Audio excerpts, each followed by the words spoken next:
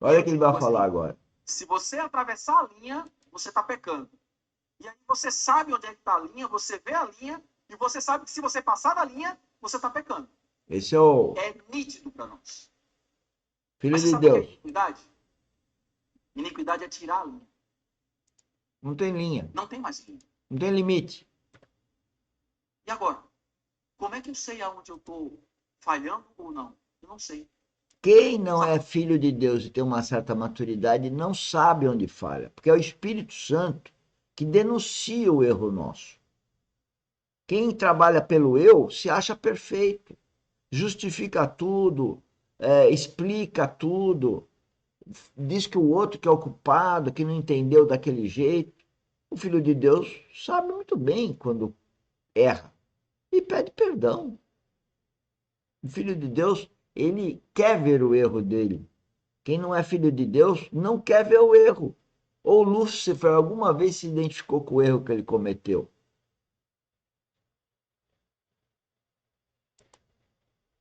Eu não sei. Porque não tem mais linha. Não tem limite. Não tem muros. E isso tudo me leva a quê? Me leva a determinadas coisas que eu gosto a achar que elas são normais. As minhas vontades são E eu estou normais. permitindo que essas coisas entrem na minha vida. Isso. É a iniquidade que hoje entra de forma muito sorrateira pelo mundo e leva as pessoas a andarem sem lei. Sem O que é limites. iniquidade? O significado da palavra iniquidade é ausência de equidade, ausência de lei, ausência de princípios, ausência de linhas, A ausência do ausência de Espírito Santo. limites. Isso é muito sério. E eu ouso dizer que nós não temos capacidade de enxergar isso se não estivermos na luz do Senhor. Sem a luz do Senhor, Não nós dá. jamais teremos essa percepção. E não há chance. Eu agora queria continuar revendo um texto que a gente falou ontem, só que agora eu quero que a gente possa olhá-lo em outra ótica. Abra sua Bíblia em Mateus capítulo 24. Nós vamos reler os versículos do 36 ao 39. Mateus capítulo 24, versículos do 36 ao 39.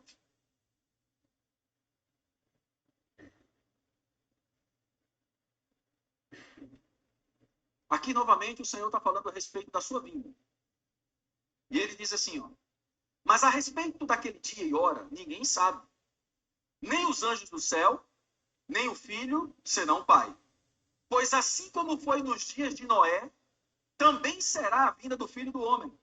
Porquanto assim como nos dias anteriores ao dilúvio, comiam, bebiam, casavam, davam-se em casamento, até o dia em que Noé entrou na arca, e não perceberam, senão quando veio o dilúvio e levou a todos. Assim será também na vinda do Filho. Senhores, esse é o alerta que a gente está querendo dar aqui. Nós estamos vivendo espiritualmente o mesmo que viveu a humanidade na época de Noé. É a mesma coisa. Eu vou dizer de novo. Hoje nós vivemos espiritualmente a mesma situação que viveu a humanidade na época de Noé.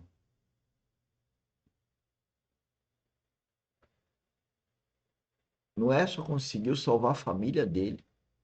Noé ficou 100 anos construindo uma arca para poder salvar a filha dele. Na verdade, a arca podia entrar mais pessoas, mas ninguém acreditou.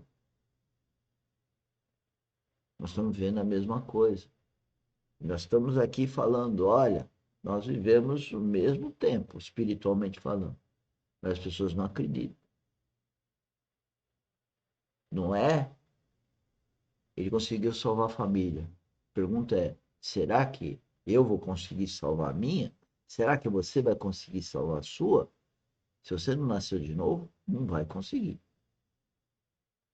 Então nós temos que nascer de novo, buscar uma maturidade espiritual para tentar dar o exemplo e orar por intercessão a nossa família, para que ela reconheça e permita que o Espírito Santo habite o coração de cada um dos entes da nossa família. Isso vale para os amigos, vale para qualquer um, vale para o vizinho, vale para qualquer um. Ontem nós falamos sobre isso, aplicando na questão da experiência de Noé, ser alguém que preparou uma arca para salvar sua casa. Mas agora nós precisamos olhar para esse texto, nesse ponto aqui, ó. E não o perceberam. Estão vendo essa palavra aqui nesse texto? Né? Como as pessoas não estão percebendo o que a gente está falando aqui.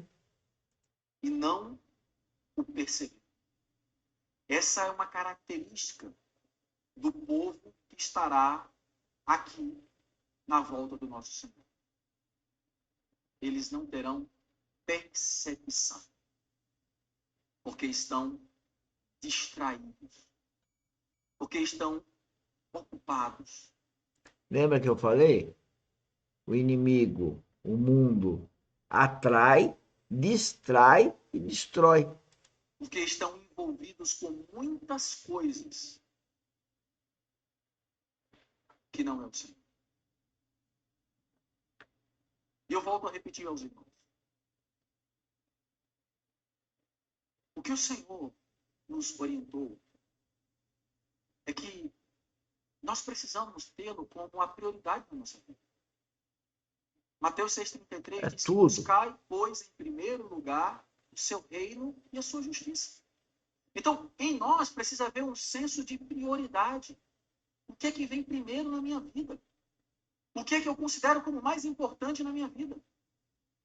Se o filho não tem a prioridade do pai, se o filho aqui terreno, plano horizontal, não quer saber como o pai tá, como a mãe tá, se não se relaciona com o pai, porque o pai é velho, porque o pai não entende, porque o pai não quer saber, culpando o pai. Se o cônjuge culpa o outro, não tem relacionamento, sempre o outro é o problema. O que ataca se acha santo.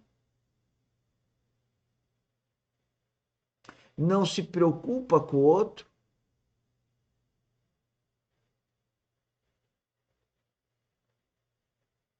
Tem muitos casais hoje que nem vivem juntos. E acho que isso é modernidade. Não viver junto, cada um na sua casa. Não pergunto se Deus está se agradando disso. Simplesmente estão fazendo a sua vontade, porque um dia viveram juntos, se separaram e agora não querem passar pelas circunstâncias más. Quando Deus que preparou essas circunstâncias más com o objetivo e amor daquele que as passou.